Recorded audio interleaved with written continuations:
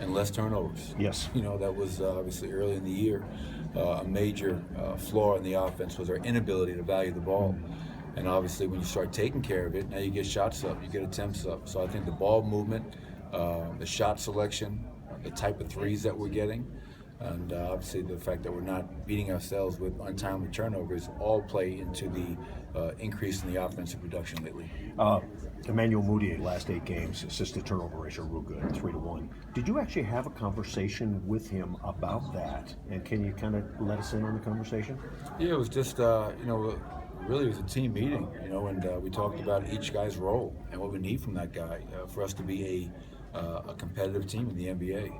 And as a starting point guard, the responsibility falls on Emmanuel's shoulders to value the ball at a high level, a lot higher than he was doing earlier in the season. And he was aware of that. It wasn't like he was oblivious to the fact that he was turning the ball over close to 5 times a game with only 3 turnovers. And to your point, as of the last 8, he's really turned that around in a very positive light. And even one game, after the Portland game at Portland, he had 16 field goal attempts and 0 assists. And I have no problem with guys being aggressive, looking for their shot in the flow of the offense. But when you're a point guard, it is your responsibility to get your teammates involved and be a playmaker. And I think Emmanuel has taken that to heart and has done a much better job of that as of late in terms of being a playmaker, getting people involved, and valuing the ball. Assuming Gallinari is available tonight, will you start him, and what do you hope to get from him?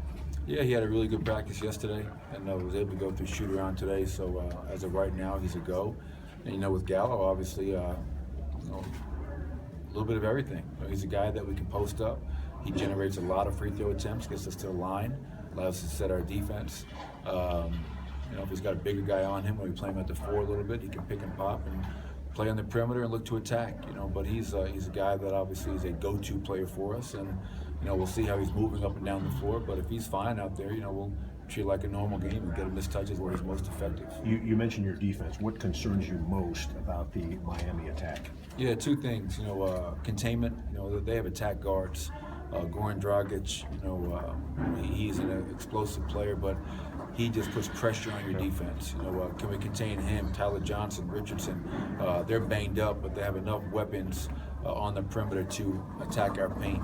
And then obviously I think the second thing would be our ability to rebound the ball. And not just Whiteside. Obviously, he leads the NBA in offensive rebounds per game at over 4.5. But can we keep all their players off the glass, limit them to 1 shot? We want to play fast. They want to play slow. So can we rebound and run and kind of control and create the tempo that we're most efficient and effective with?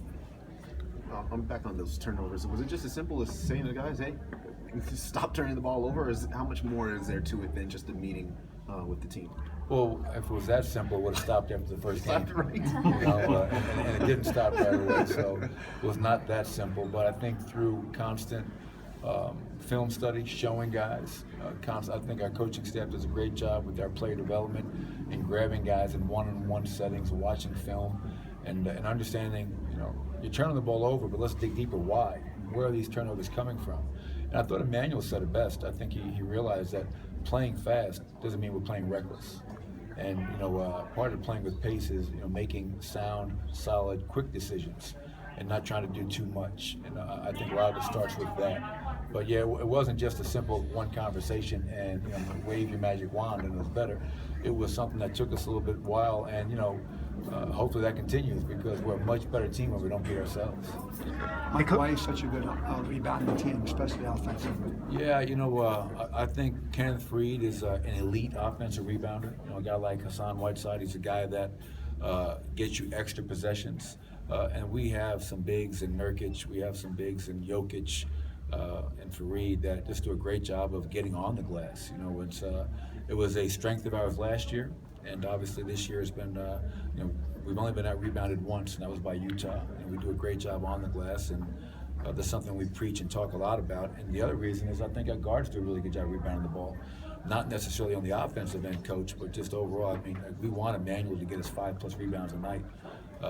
Jamal Murray, all of our guards. And we talk about gang rebounding. It's not just on the bigs. It's all 5 guys on the floor must rebound so we all 5 can run. Do you sacrifice fast breaks by the other team sometimes going to the offensive boards? Yeah, I think early on our fast break points allowed took a hit. Maybe not necessarily just because of guys crashing the glass, but because of our turnovers. But we do preach 1, 2, and 3, get back on the raise of the shot. Even though we preach that, sometimes 3 still goes to the glass, depending on where he is. But we haven't been too bad in terms of being hurt in transition by going to the glass, and hopefully that's the case moving forward.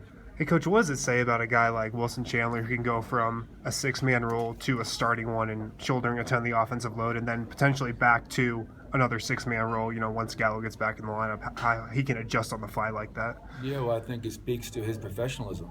Wilson's a guy who really embodies, being selfless. Get over yourself. It's not about you. Whatever is best for the team. And Wilson knows whether he starts or comes off the bench, he's going to get 30-plus minutes a night.